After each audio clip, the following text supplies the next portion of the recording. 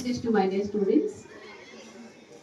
చాలా మాట్లాడాలనుకుని వచ్చాను కానీ ఏం మాట్లాడాలో అసలు అర్థం అవుతుంది. ఎందుకంటే ఆల్రెడీ మా టీచర్స్ అందరూ కూడా ఒక్కొక్కరి గురించి చెప్పారు. ఆ పొగడ్తలతో పాటు వాళ్ళ మెరిట్స్ డిమెరిట్స్ కూడా చెప్తాను. ఏంటంటే ఫస్ట్ ఆఫ్ ఆల్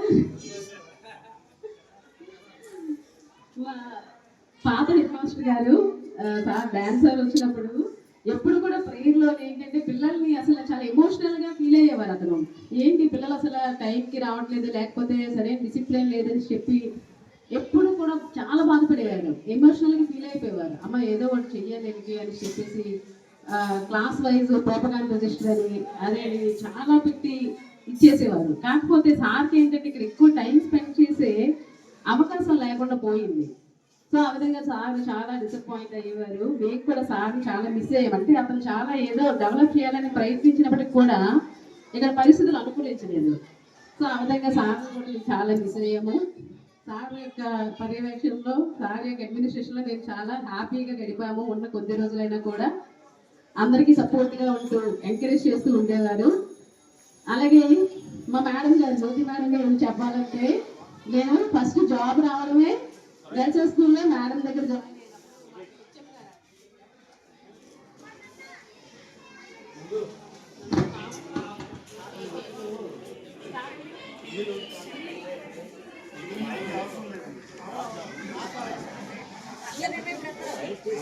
అలాగే నాకు జాబ్ వచ్చినప్పుడు కొత్తగా జాయిన్ అయ్యింది గర్ల్స్ స్కూల్లో జాయిన్ అయ్యింది 2009లో. అక్కడ జ్యోతి మేడం గారే హెచ్ఎం అనమాట. ఆవిడ దగ్గర ఫస్ట్ మేడం కూడా అక్కడ హెచ్ఎంగా వచ్చారు. నేను అక్కడ జాయిన్ అవ్వడం, నేను పీడి మేడం ఇంకా మా ఫ్రెండ్స్ ఒక 9 మంది. సో అందరివి జాయిన్ అయిన టైంకి మాకు ఏం కొత్త కదా భయం వేసింది. మేడం దగ్గర ఎలా ఉండేది, మేడం కూడా కొత్తగా వచ్చారు. కానీ మేడం సపోర్ట్తో ఇప్పుడు నాకు అందరూ పొగిడారు కదా, సార్ డైనింగ్ లేకపోతే మా కేఎస్ సార్ అలా ఇలా పొగిడారు కదా, దానికి కారణం మాత్రము మా జ్యోతి మేడమే. ఎందుకంటే ప్రతి వర్క్ కూడా నాకు ఆవిడే నేర్పించారు. అంటే ఈ వర్క్ ఇలా చెయ్యాలమ్మా, లేకపోతే ఎలా చెయ్యాలని చెప్పి నాకు ఏం తెలియకపోయినా మొత్తం నేర్పించింది మేడం గారు. ఈరోజు నేను ఏ వర్క్ చేయాలన్నా కూడా మేడం మర్చిపోలేదు. ఎందుకంటే ఈ డివిజన్లో అంటే విజయనగరం, విశాఖపట్నం, శ్రీకాకుళం డివిజన్లో ఎంత బెస్ట్ హెచ్ఎం ఎక్కడ ఉండరు. ఎందుకంటే అన్ని వర్క్లు ఆవిడకి తెలుసు అనమాట. ఏ వర్క్ అయినా ప్రతి ఒక్కరు ఎక్కడికి వెళ్ళినా ఏ స్కూల్కి వెళ్ళినా ముందు వర్క్ నేర్పించాలని అనుకునేవారు మేడం గారు.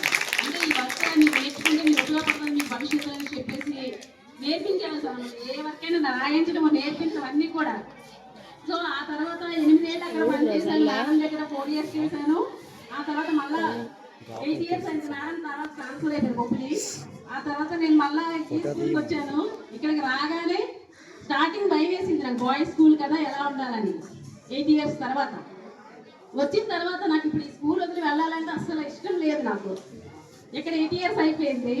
అంటే ఎందుకంటే ఇక్కడ కొలీగ్స్ అవ్వనివ్వండి, లేకపోతే ఒక ఫ్యామిలీ అట్మాస్ఫియర్ అనమాట ఇక్కడ నేను చూశాను.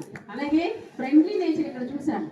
ఒక్కొక్కరి గురించి చెప్పాలంటే మాకు ఇన్ఛార్జ్ సార్ కదా, సార్ లేని టైంలో సార్ ఇన్ఛార్జ్గా ఉండేవాళ్ళు.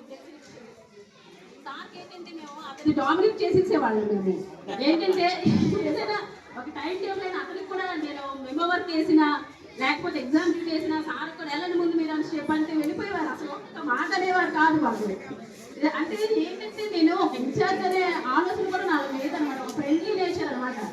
సార్ ఏ పనైనా పర్వాలేదు వెళ్తారు వెళ్ళడానికి చెప్పి అనేదాన్ని నేను.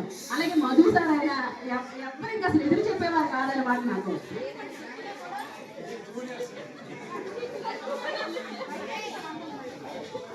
అలాగే